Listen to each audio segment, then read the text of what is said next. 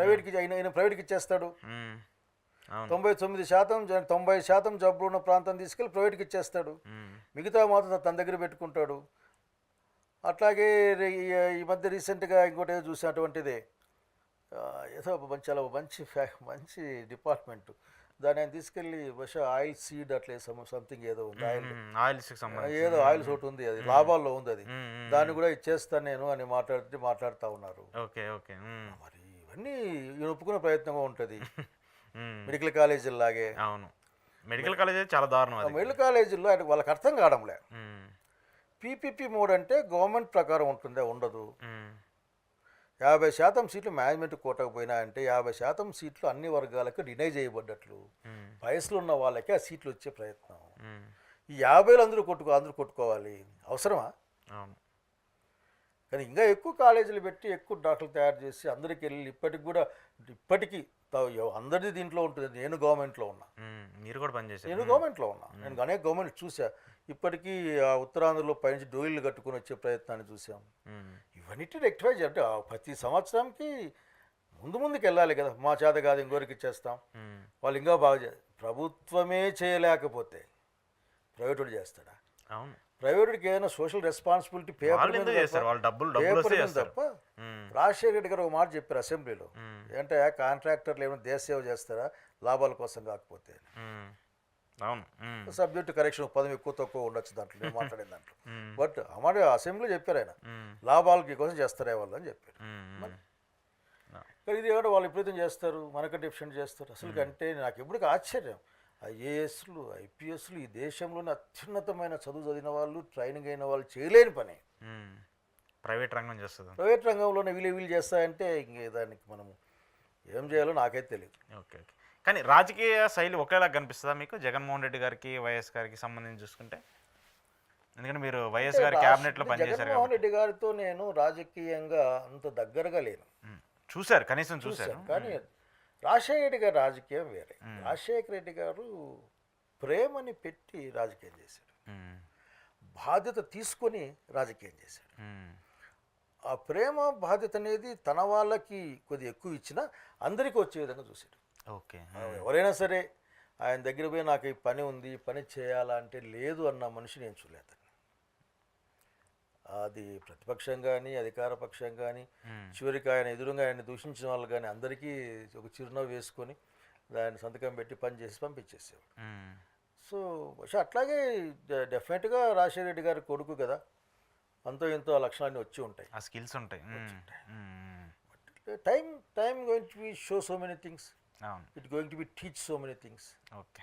So ఏంటి శైలజానాథ్ గారు next plan? ఆయన మీద చాలా రూమర్స్ వస్తున్నాయి, ఆయన మళ్ళీ రాజకీయాల్లోకి రీఎంట్రీ, మళ్ళీ ఆ పార్టీలో చేరుతున్నారు, ఈ పార్టీలో చేరుతున్నారు, చాలా వస్తుంది. ఏంటి రాజకీయ భవిష్యత్తుని మళ్ళీ కంటిన్యూటీ చేస్తున్నారా? మళ్ళీ జనాల్లోకి మీ నియోజకవర్గ ప్రజలు కూడా మీరు రావాలని చెప్పేసి కోరుకుంటూ ఉన్నారు, ఏం చెప్తారు దానికి సంబంధించి? రాజకీయాలు లేనా అంటే ఉన్నాను. నేను రాజకీయాల్లో విద్యార్థి రాజకీయాల నుంచి రాజకీయాలు చేస్తాను.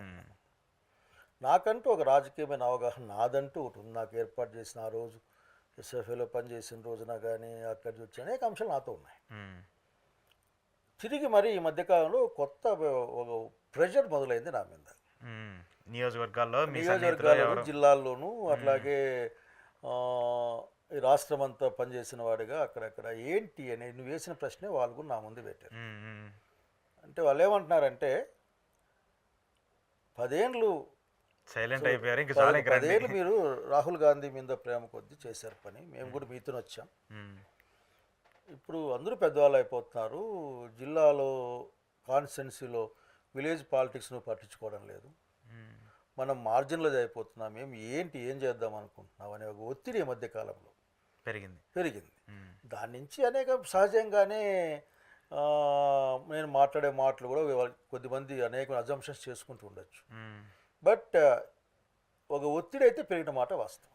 అంటే దాదాపు అందరి దగ్గర నుంచి, ఫ్రెండ్ సర్కిల్ దగ్గర నుంచి, ఫాలోవర్స్ దగ్గర నుంచి, ఏమీ ఆశించిన అభిమానుల దగ్గర నుంచి రకరకాలుగా, అలాగే మా జిల్లా ప్రధానంగా ఏంటబ్బా మీ జిల్లా గురించి మాట్లాడే వాళ్ళు ఎవరు లేరు, అందులో రాయలసీమ వాళ్ళకి రాజకీయం అంటే మీరేం దగ్గరికి హంద్రీనీవా ఉదాహరణకి హంద్రీనీవా చంద్రబాబు నాయుడు వచ్చి హంద్రీనీవా అని వెడల్పు చేద్దామంటే దానికి లైనింగ్ చేయమంటానా అంట. లైనింగ్ చేస్తే మనకు నీళ్ళు ఎట్లా వస్తాయి, నువ్వు ఏం పంచుకోవడం లేదంటే నేనేం చేస్తా అంటే మాట్లాడాలి కదా. అంటే ఈ విధమైన ఒక అంటే ఇది వస్తుంది. ఒక హీట్ ఉంటుంది మా దగ్గర. ఆ హీట్ నుంచి చూడు అసలుకి అన్నీ ఎండిపోయినాయి, శనక్కాయలు లేవు, ఏం లేవు, అసలుకి మనకి 7 మండలాలే వచ్చినాయంట, మిగతా 3 మండలాలు రాలేదు, జిల్లా అంతా 7ఏనా, ఏం చేస్తాను.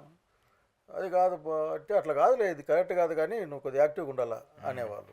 అంటే ఆ ఒత్తిడి గత ఒక నెలన్నర 2 నెలల నుంచి అనుకుంటా బహుశా ఎక్కువగా ఉంది. అది ఎక్కువ ఉంది. సో 10 మంది కలిసి మాట్లాడితే అందులో 7-8 మంది ఇదే మాట్లాడుతా ఉన్నారు.